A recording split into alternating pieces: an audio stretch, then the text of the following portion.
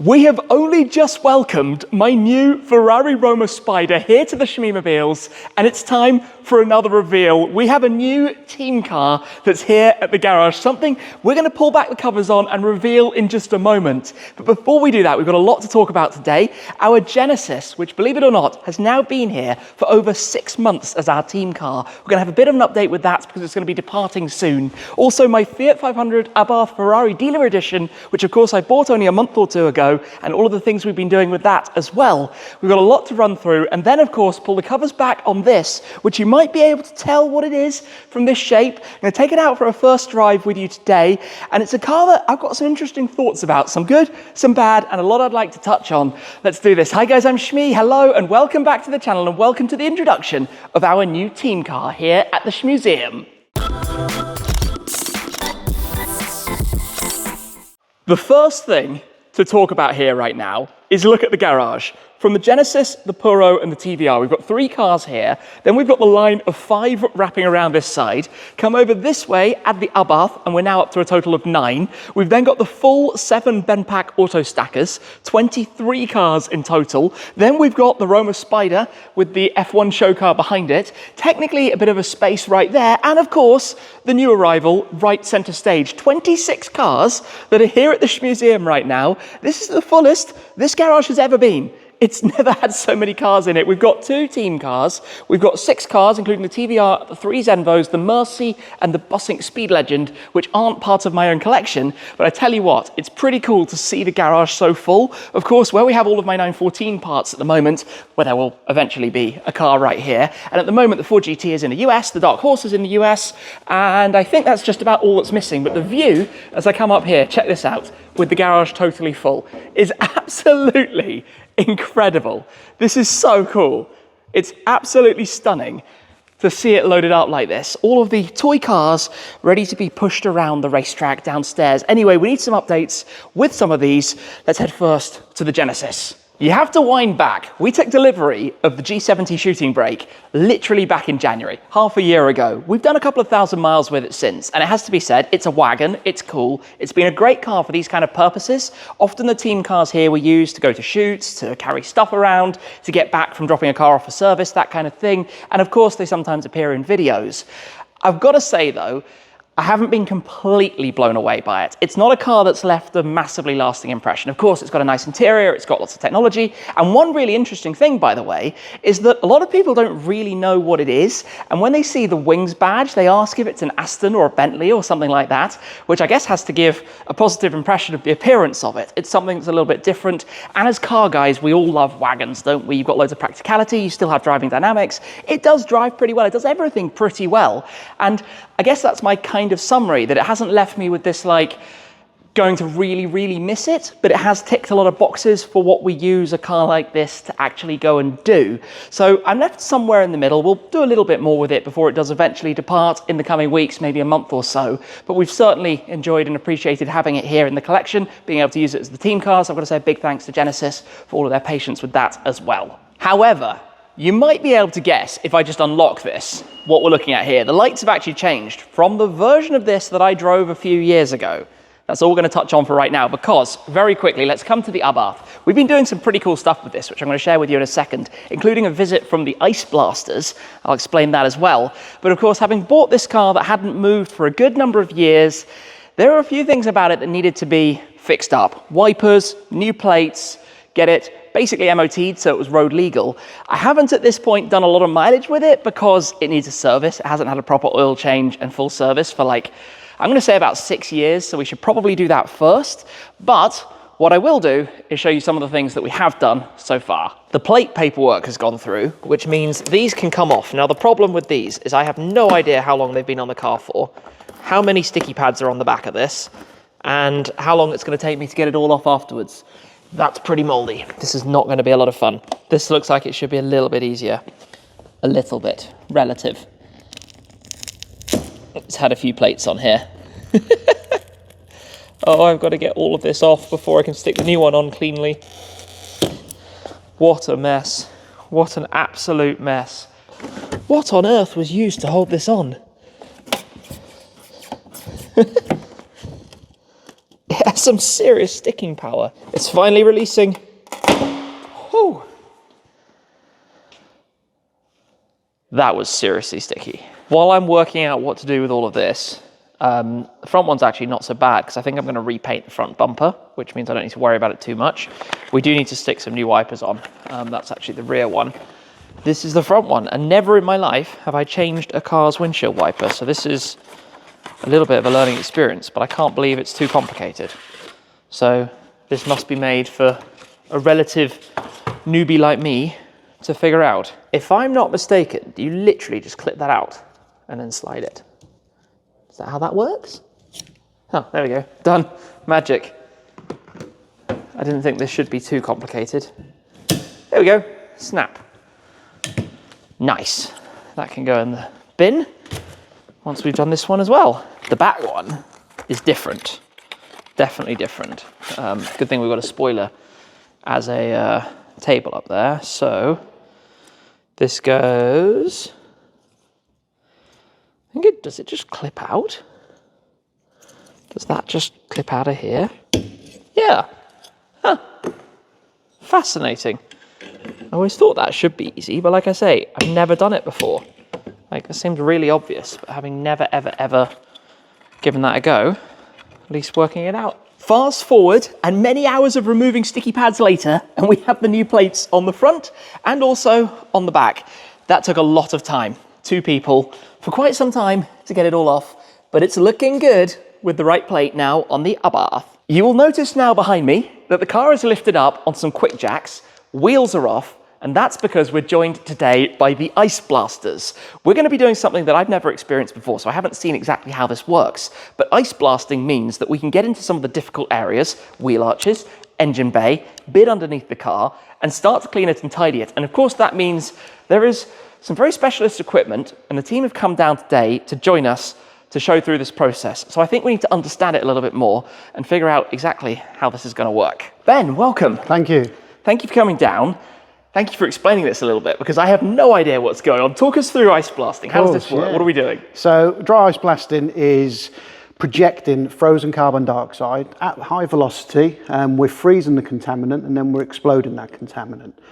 So we are lifting contaminant off the surface, whatever surface that may be. It sounds pretty dramatic. So a car like this, right, it's, who knows what it's done in its life to date. It's about 15 years old. It's not been particularly well looked after.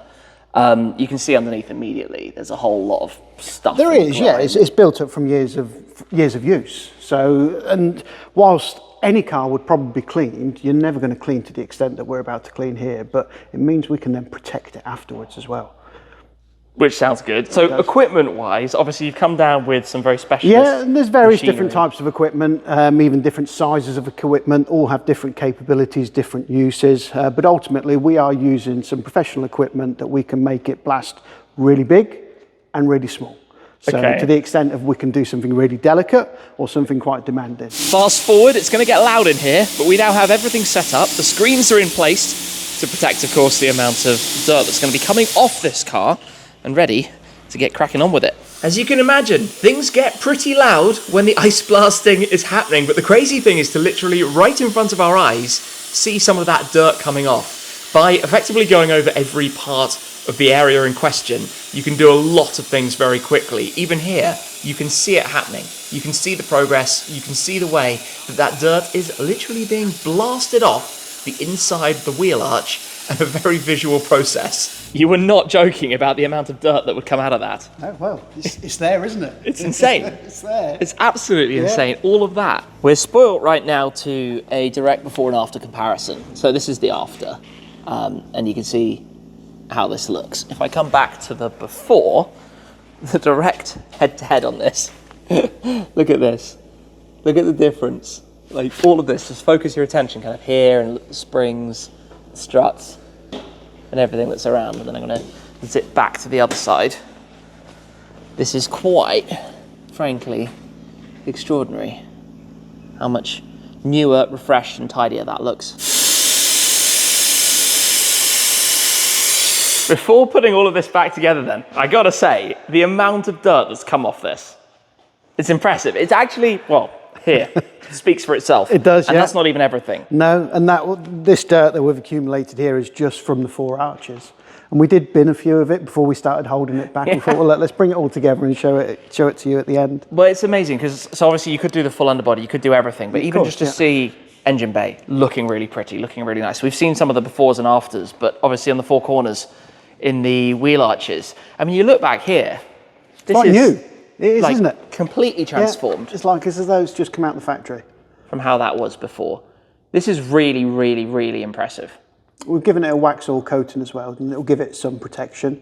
Yeah. Which is what that sheen has come from. That's what's brightened it up. Yeah, made everything look quite lively and incredible. Well, I'm impressed. Thank you very much for that. You're very welcome. Looks absolutely awesome. Got to get it all back together. Yes, liners in, wheels on, back to a car. Mega.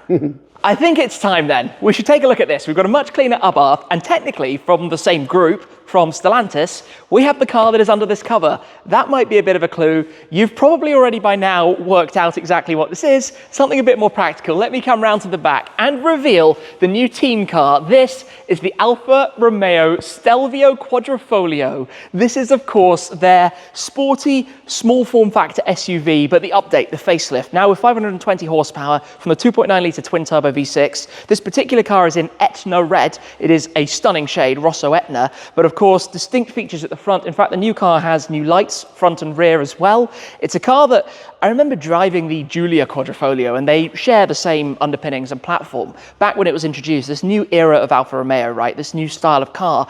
And they're so much sportier than before. The 8-speed ZF gearbox, lovely paddle shifters to drive with, and basically borrowing some engineers from Ferrari, and you felt a lot of that character in the car themselves and the way that they actually drive. Of course, though, inside some updates as well to come and show you in here quickly.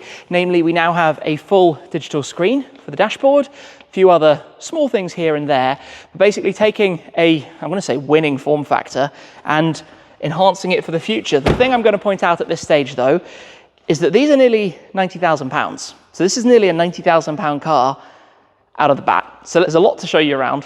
Let's get into it and let's have a little run through this. Let's look at this a little bit more closely. Of course, front end. It's a pretty car. Alfa Romeos have always been pretty cars. The unusual, slightly offset plate. This particular car, of course, is from Alfa Romeo's fleet here in the United Kingdom. We have the Quadrifoglio cloverleaf badges worn on the wings, very Ferrari-esque, of course, a nod back to Alfa Romeo's racing past. The grille, familiar, the badge familiar, the headlights updated. The older lights had a blade almost that ran across the top and looped around, but this is the new design and styling, having these triple lights. And just to show you again, as we did earlier, when you unlock it, of course, you get the sequence as they illuminate, and it's all of those nice touches which really in the latest round of cars have been introduced. Because I first drove the Stelvio Quadrifoglio or QV when it was launched about 6 years ago. Time has absolutely flown by through to today. Let's come and talk a little bit more about the motor, about the power plant. Of course, combustion engine only. Pull the lever just down here to come and release that. We have 520 horsepower from this. It's the 2.9 litre twin turbo V6 mounted up front. Kind of sits quite low and back there actually, considering the car, which for this form factor makes sense. It's a power plant that makes an interesting sound. This car now, of course, features the OPF, so it's not quite as dramatic as it used to be. And one of my complaints back at the time, I remember, was that there's not the most space for the rear occupants, if you look at the amount of legroom and even trying to step into it. So I am just going to quickly show this. The seat, I think, is slightly further back at the moment, but not a ton of knee space back here for the rear passengers, considering we're in an SUV. But it does look nice. It does look nice. Perhaps slightly dated at this point versus some of the other cars that might be out there on the market, because when you think about this price point, it's a lot of money, right? It's a lot of money where this has gone. So let me just turn it on for the moment. Got the radio, which obviously is not working indoors. We have our driving modes. These unusually are DNA. N for natural, D for dynamic. Go the other way and you have advanced efficiency. When you are up in dynamic, you can press this button, which softens the suspension. You get the soft damper active, very Ferrari-esque with that as well. We've got the AC absolutely blasting also, and you can hold it this way and go into race, where everything gets a little bit more exciting and dramatic, but doesn't make a lot of noise. The fun rasp of the older car is kind of gone. It's not what it used to be, but we're going to take this now for a little spin, go out on the road, and I'll tell you a little bit more about it.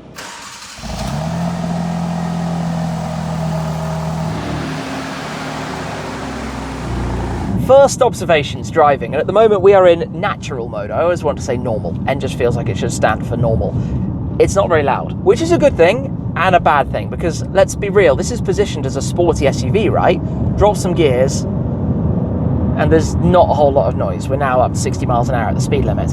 Also, I'm going to comment at this point that the ride is very firm, and it's quite interesting to me to revisit a car that I drove and have fond memories of driving a while back, because what I liked a lot about it was the very sporty character, and a lot of that sporty character in a car comes from the sound that it makes. And this car has an Akrapovic exhaust system. Yes, it is pronounced Akrapovic, it's not Akrapovic, as I think some people often try and say, it's Akrapovic. But you just don't hear a lot of it. Even if you do turn this up into dynamic, or let's say if we go even all the way into race and then soften the suspension, you have mid damper in race mode. There's still not a whole lot to it. Let me go into second gear, right?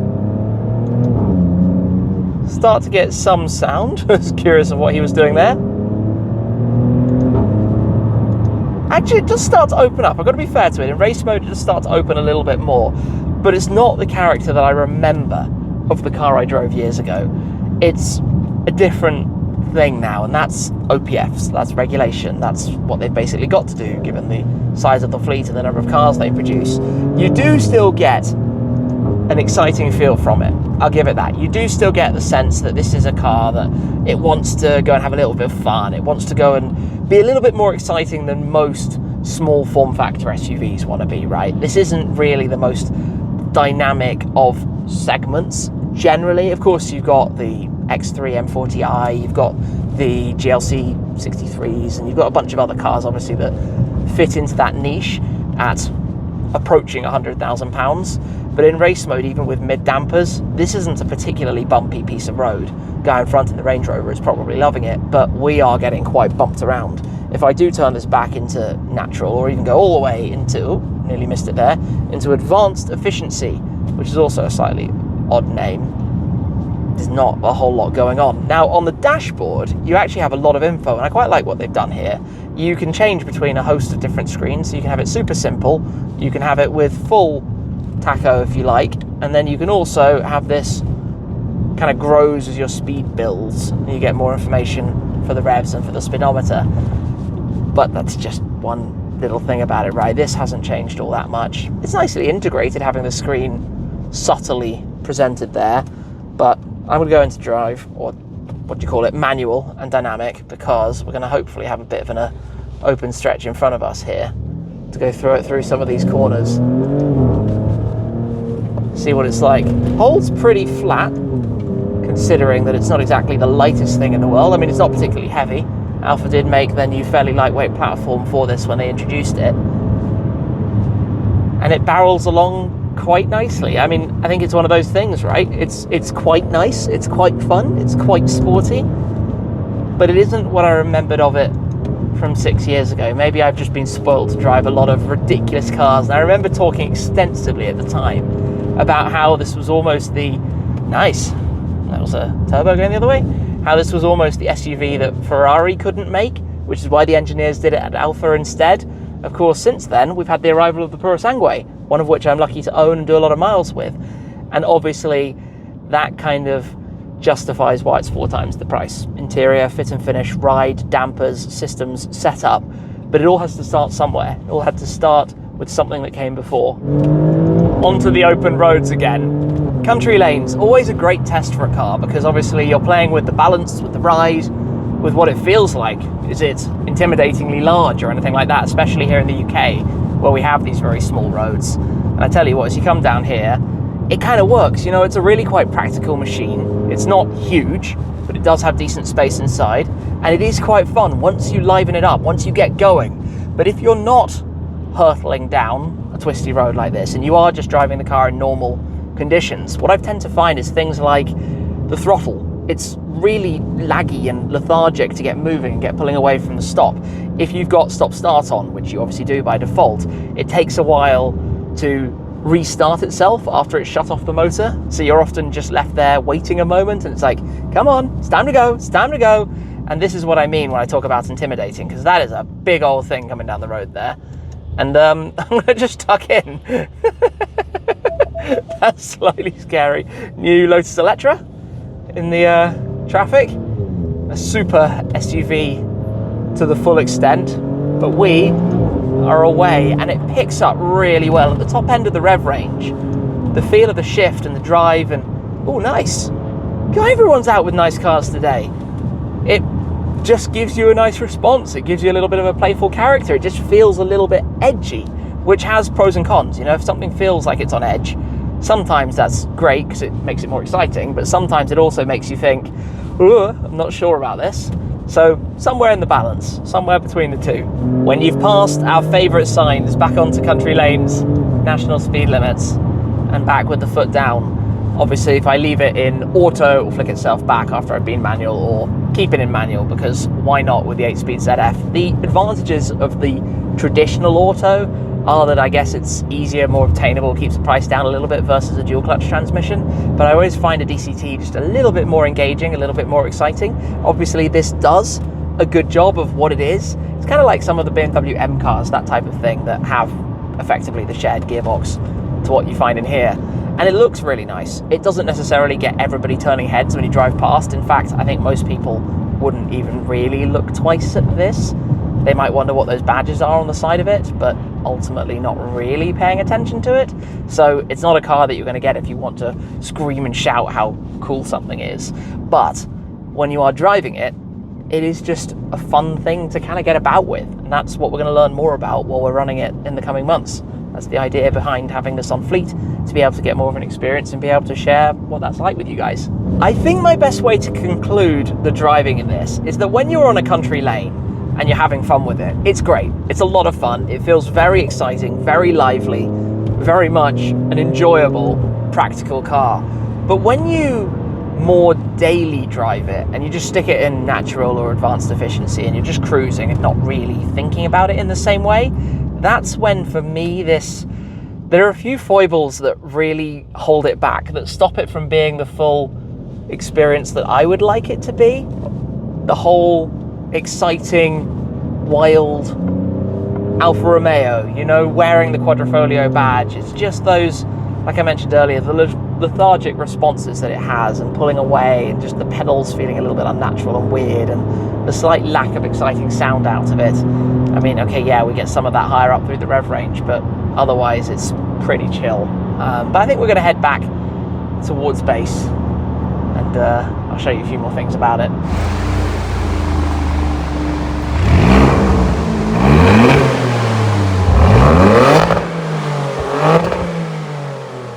What we've learned there is that this can sound good, but I have to be honest, it doesn't sound like the pre-OPF, the older car.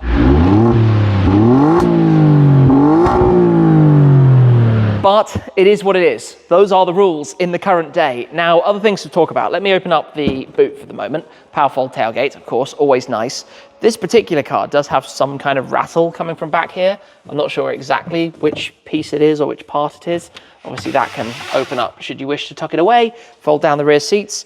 That's actually quite generous in terms of space back here. And you've got the catches to pop them down straight from the side as well. So I can't complain about that in terms of probably being the most practical car that we currently have here outside of using the van, the MSRT Transit Custom. And it looks nice. I mean, look at this thing from here. It just looks like a really smart, pretty car. And that's something that these days, so many of these cars just have weird designs and weird things going on. So I have to give props to Alfa Romeo for what they do with that. There's a reputation and a history, and they stick true to it. So I'd like to know what you think of our new arrival, the new team car, the Stelvio Quadrifoglio. We are, of course, going to be using this car for lots of the errands and things that come up, get some miles on it, and give some more feedback of what it's all about down the line as well. That's it for this time, though. A big thanks to the Ice Blasters for the work that they came and did here with the Abarth. A big thanks to you guys for your support and for watching as always. This has been a bunch of different things all going on at once and introducing you to the arrival of the Stelvio here at the Shmuseum. That's it for now, though. Thank you very much for watching, and I'll see you again very soon. Cheers!